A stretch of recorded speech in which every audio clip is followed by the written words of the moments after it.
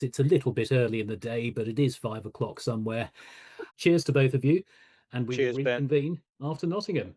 And just make We're sure when you finish that, Ben, just make sure you're home in time for midnight. home by Absolutely. midnight, Yeah, definitely tucked up in bed. yeah, yeah. Not All necessarily this. sleeping. Synchronized watches. That is so good. I may be gone for some time.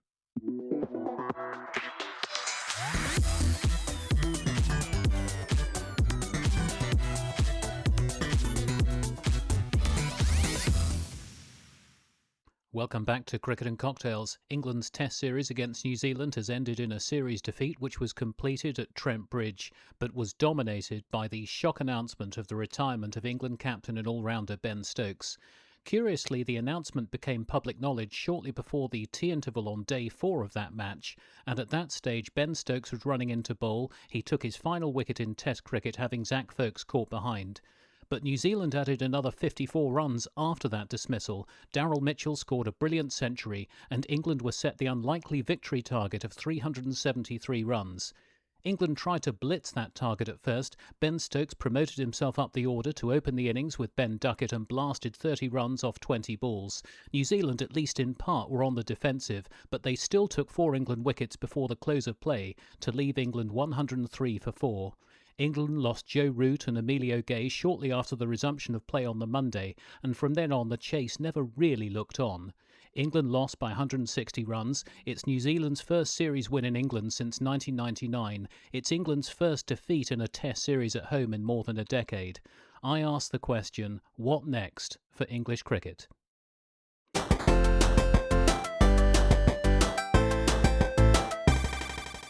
This feels like a bit of a moment, doesn't it? It's England's first home series loss in over a decade. And the home series loss was confirmed at Trent Bridge, of all places, where, of course, 4 years ago, the Bazball template was born. But all of that, momentous as it is, was completely upstaged by the announcement of the other Ben's retirement, Ben Stokes. So I'll put this to you, Ben Kosky. What did you make of the timing of that announcement, which occurred shortly before the tea interval? And would it not have been maybe more suitable to wait till the close of play or the end of the match? The timing was astonishing, Ben. I don't recall ever seeing anything like that happen before. As you say, normally you would expect close of play or close of the match. I mean, one, I suppose, is the possibility that they've just felt the timing of it would galvanise the England team, would galvanise the England supporters, and sort of help to get the team over the line with one last effort. Let's do it for the skipper, send him out on a high. That's one school of thought. I'm afraid the other is that potentially you have a situation where Ben Stokes was making the whole thing all about himself.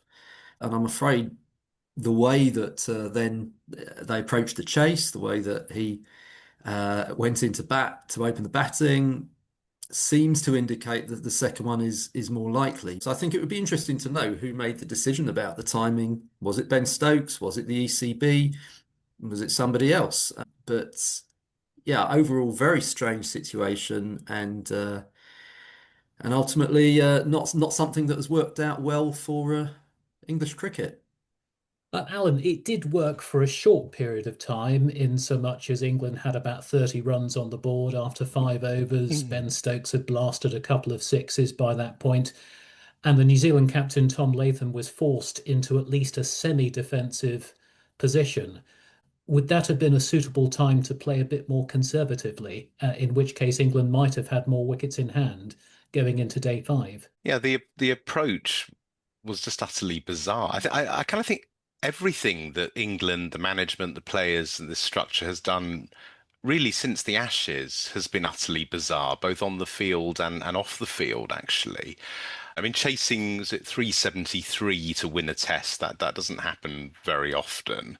So I think by then the game had largely gone. But it did, and I'm sad to say it because I obviously admire a lot about what Ben Stokes has done for English cricket and taking the test team forward. But it did look a bit of a vanity project the last day and a half, announcing that you're going to retire at 3:25 in the afternoon. Then you get the theatre of taking the wickets and, all of that, and then coming out to open the batting. I know they said, oh, well, this was a tactical change because we wanted to get runs on the board early, but that just flew in the face of the evidence of the game, which was shown by Daryl Mitchell, that the top order batsmen actually had to grind their way in, build a base platform to work from, and then go from there. So I don't know what game they were kind of watching, really. Ben, let's have another look at that Daryl Mitchell innings. He was scoring at a rate of, at times, approximately 1 run every 4 balls. He got hit on the hand, head, and body on multiple occasions on a pitch where cracks were opening up a little bit because of the baking sun that had gone before, and balls were moving around. They were bouncing awkwardly.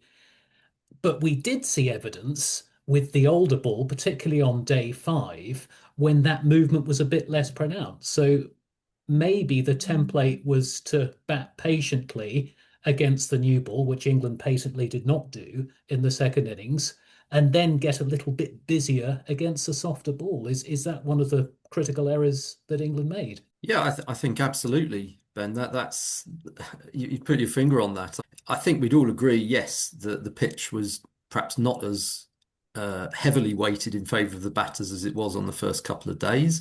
They seemed to go out there under the impression they were in a T20 game. 370 in 3.5 sessions. Not easy, but certainly doable if you apply yourself. And I would have thought that the key thing for England was just make sure you get to stumps at, say, about 60 for 1, something like that. Give yourself a good shot at it on the final day. And they did none of that, as well as disrupting the batting order by Ben Stokes opening. If Stokes was opening, why you would then not have Emilio Gay come in at 3, which is where he bats for Durham.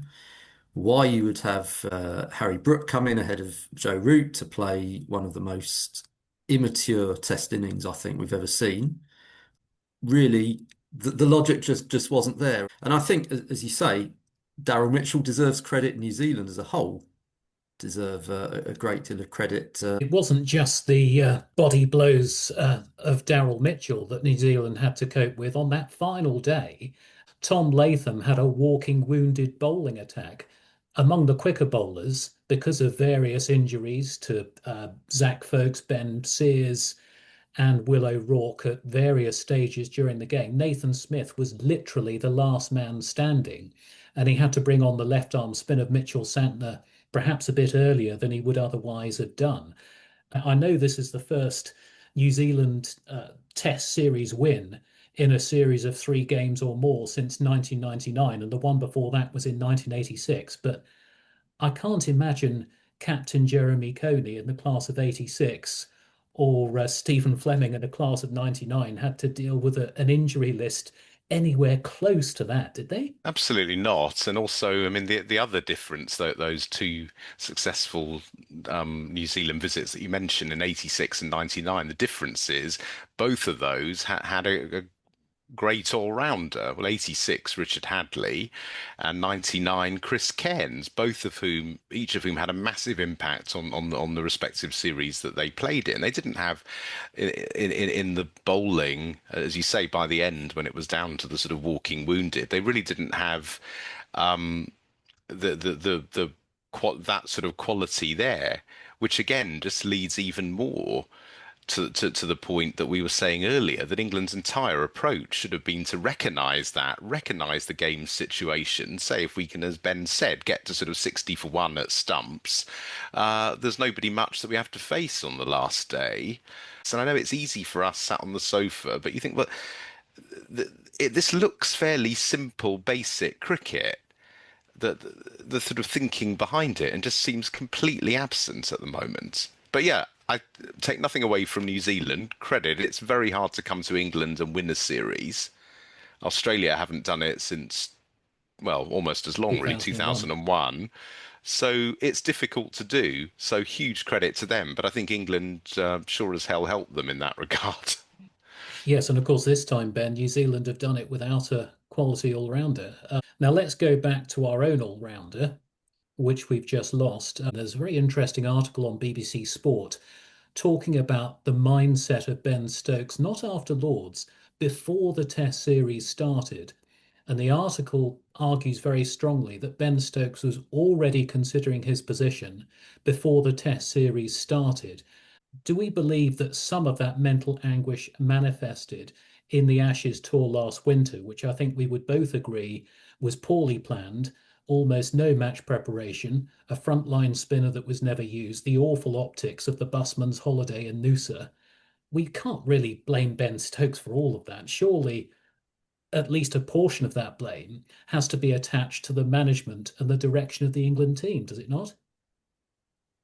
Yeah, absolutely, it does, Ben. I mean, I think here we kind of see perhaps the differences between Ben Stokes and Brendon McCullum. I think that there's a very strong argument that Ben Stokes will have felt, as you say, that anguish over the way the Ashes series disintegrated, over the way England were outplayed in a series they had been building up to for probably a couple of years.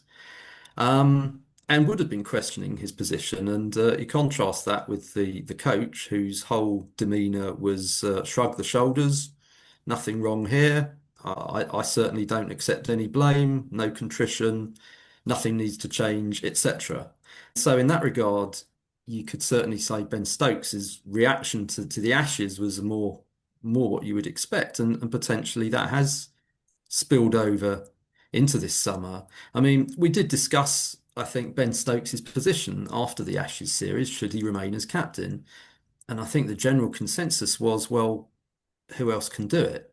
And then you could say maybe the events that preceded the Oval Test were just the straw that broke the camel's back for Ben Stokes. Uh, is it the case that Ben Stokes does not want to play international cricket at all, or is it the case that he does not want to play international cricket under the current regime? Don't forget, last winter he talked about Australia being no country for weak men. What did he mean by that? Even though he did probably, it would be fair to say, make an error of judgment in going to that nightclub after the Lord's Test match, would it equally be fair to say that he got perhaps a bit less support from the ECB than he thought he was going to get? They mishandled the whole thing so spectacularly with the sort of one match absence, ban, whatever you want to call it, and then bringing him back in, and very mixed messaging as to whether they wanted him to remain as captain or not. But I sort of think on a wider point, a lot of this is just if you look back at this historically, if you look at these things on a 4 year cycle, one Ashes tour to the next, not many captains, and obviously we normally go to Australia, we normally get beaten with 10, 11 being the recent exception. And if you look at what's happened to the captains after that, 0203, you had Nasser, who was gone pretty quickly after that against South Africa. 0607, Freddie Flintoff. The exception is actually Alistair Cook, 1314, who managed to stay on and get the Ashes back on home soil a year later, 2015. But for the others, Joe Root, 21-22, he was gone as captain pretty soon. Well, immediately after that was when the whole Bazball project started. So these things work on a kind of 4 year cycle. And usually, with Cook being the exception, when people try and stay on, they make a bit of a hash of it and end up going. When I think if you'd asked them, should they have gone after the Ashes tour, they probably would say, yeah, probably. So I think England needed a new captain, and I felt just because we couldn't identify an obvious candidate wasn't a reason to stick with him. I just felt the whole thing. I felt he needed to go, and the management and Key and McCullum also needed to go. And I still of that view. But I think it's now really difficult because I don't know how you change captain midsummer. I don't know how you change. Well, they're going to have to change captain midsummer, but changing coaches and management, I really don't know how you do that. I think in the short term, I'd probably ask on bended knee for Joe Root to do it for the rest of this summer, just to sort of get them through the rest of this summer. But I don't in any way pretend that's a long-term answer. It can't be a long-term answer, can it? Joe Root is on record saying how the captaincy consumed him towards the end. So even if he does come in as a captain on a temporary basis, who is the captain after that? I know Harry Brooks, the vice captain, but even when England were in one of the biggest crises in living memory, they still didn't turn to Harry Brooke to captain the team at the Oval.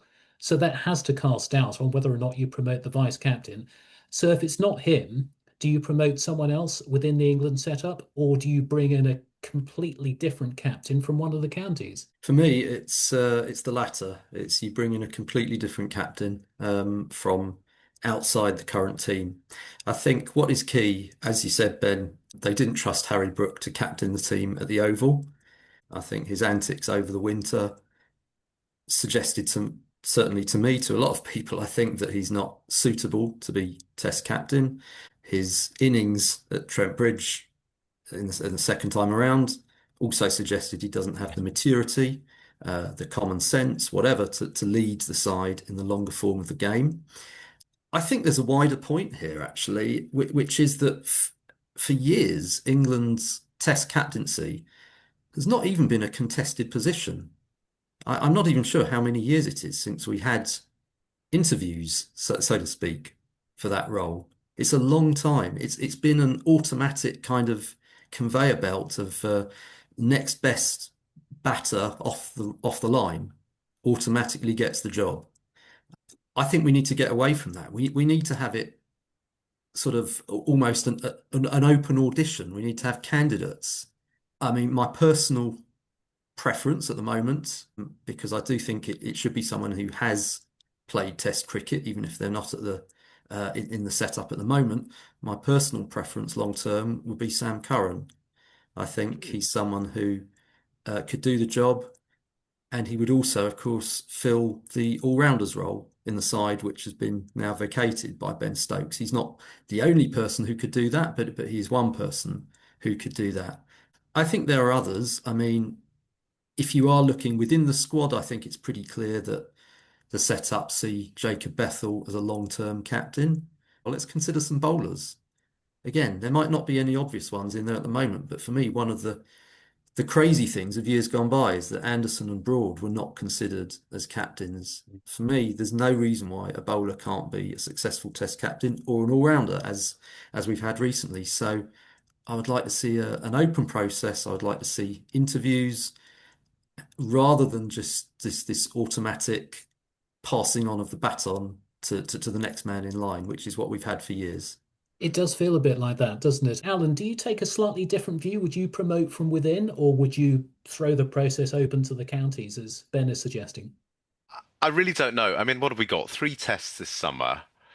I mean, it's whether you do the complete upheaval now, but then I think if you're going to do that, you probably also need to look at McCullum and Key and Yeah. everything around it. And I think to do that midsummer is really difficult just in terms of availability of if you looked at people like, I don't know, Andy Flower or Ravi Shastri, Darren Lehman, whoever's mentioned is likely to be contracted somewhere else or Yeah. doing other things. So in a way, So they I couldn't come would in probably straight away anyway. no. I mean, I agree with Ben. I certainly wouldn't be offering it to Harry Brooke. I thought that innings, the second innings the other day was really a complete disgrace. He's clearly not ready, if he'll ever be ready. Jacob Bethell, I also agree it's much too early for him. There's an argument for going completely outside the squad, bringing somebody in.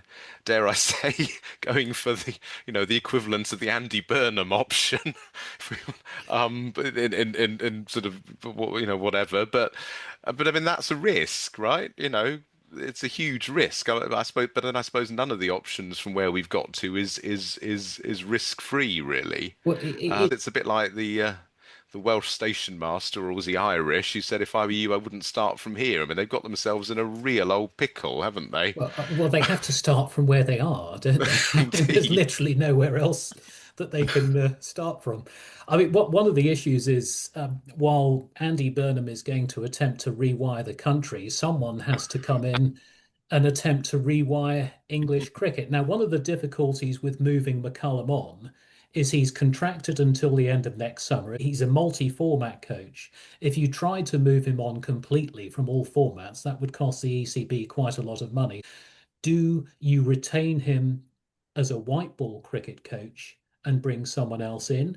Or for you, Ben, would you move him on completely? My preference would be to move him on completely, and I suspect he's the kind of character who wouldn't accept what would amount to demotion anyway. But it's absolutely essential that he leaves. He should have been fired after the Ashes series. There's no, for me, no question about that. So to answer your question, I think if there a scenario where McCullum remained as white ball coach, I don't think that would be the worst thing in the world, but I can't personally see him agreeing to a situation like that. So I think it is going to cost, but if they seriously want to fix this mess, then they have to pay him off and start again.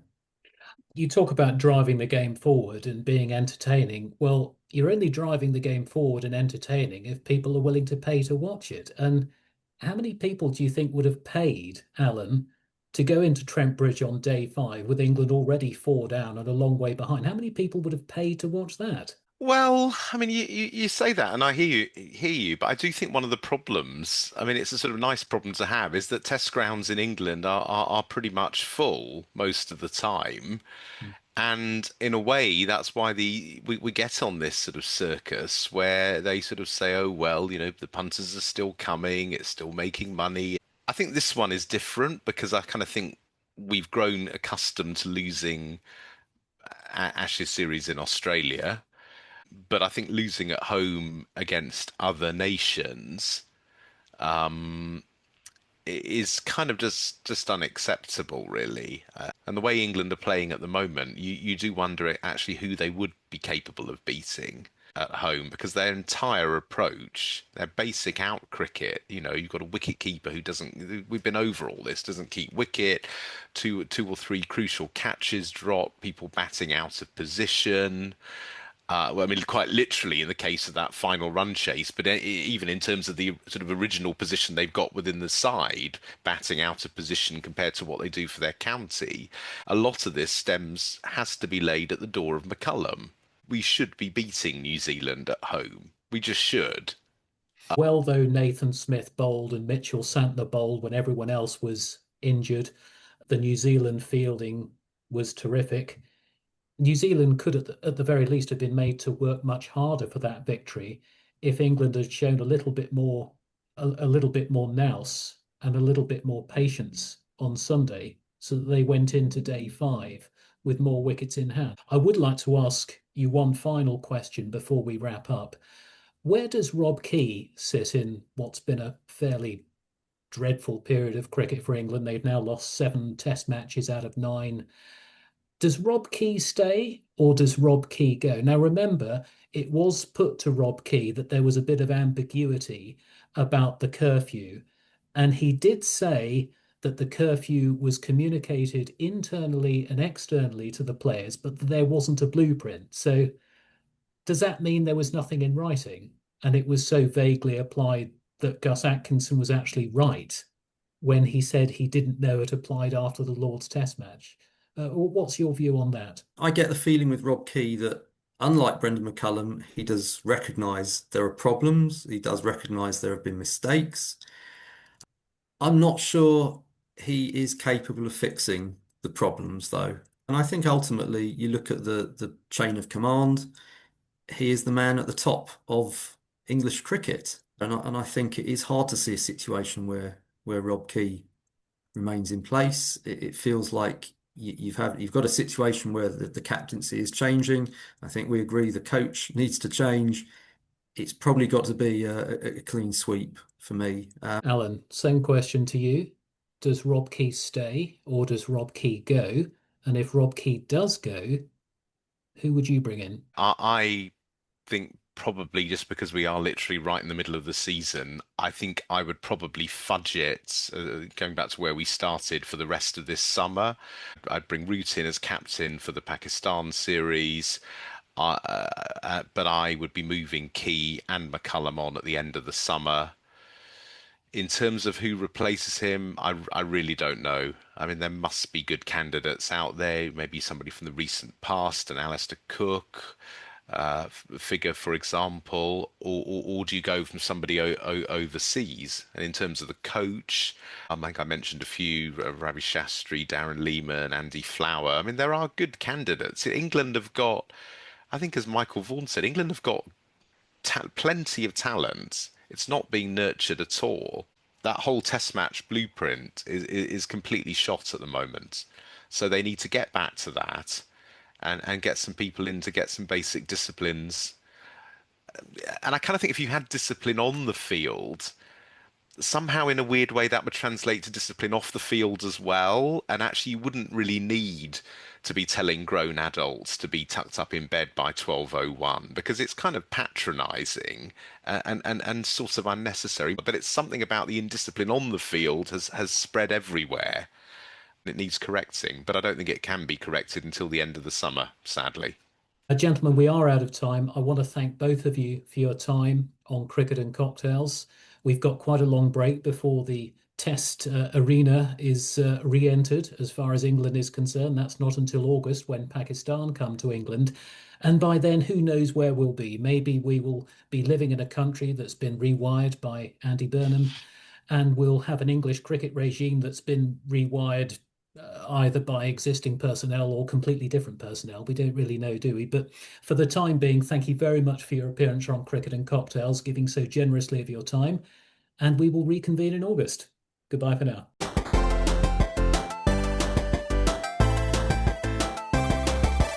Hello there, it's cocktail time, and this cocktail is a Cosmopolitan. Very, very simple to do. You start off with 50 ml of vodka, which I've got here. This is all going to go into my cocktail shaker, which has got lots of ice in it. There's your vodka. Tablespoon of orange liqueur, or Cointreau, which I've got here. In we go. Little bit of cranberry juice. I've got a couple of tablespoons in here because I like this Cosmopolitan to be really fruity. And I've also got a couple of teaspoons of lime juice in here. And when we have added all of that, we're going to get our shake on. Are you ready? Here we go. Shake, shake, shake. About 30 seconds. You want your shaker to feel cool and icy. And there we go. Next job to do is to strain this drink into our suitably funky glass. Here we go. Lovely. Look at that beautiful pink colour. That's exactly the effect we were aiming for. Now, the only thing to do now is to add a bit of a citrusy twist. Now, you can use orange if you want to. You can use lime. Personally, I'm using lemon. What I would recommend you do is to cut your citrusy twist directly over the glass. Now, I've already got some here. It doesn't really matter if your twist looks absolutely perfect. These certainly don't. I've got a few of these here. What matters is that you have a nice fresh twist, freshly peeled, which you drop straight into the glass to release that lemony goodness in this case, or citrusy, zesty goodness, depending on what fruit that you use. It's not perfection, but it's good enough. And you just drop that in the glass. And then we just give it a little taste test. Well, even if I do say so myself, that's pretty good. Cheers. That's a wrap for the New Zealand Test Series here on Cricket and Cocktails. We'll be back in August for the Pakistan Test Series, and by then we'll certainly have a new England captain and quite possibly substantial changes both on and off the field. In the meantime, thank you very much for watching. Goodbye for now.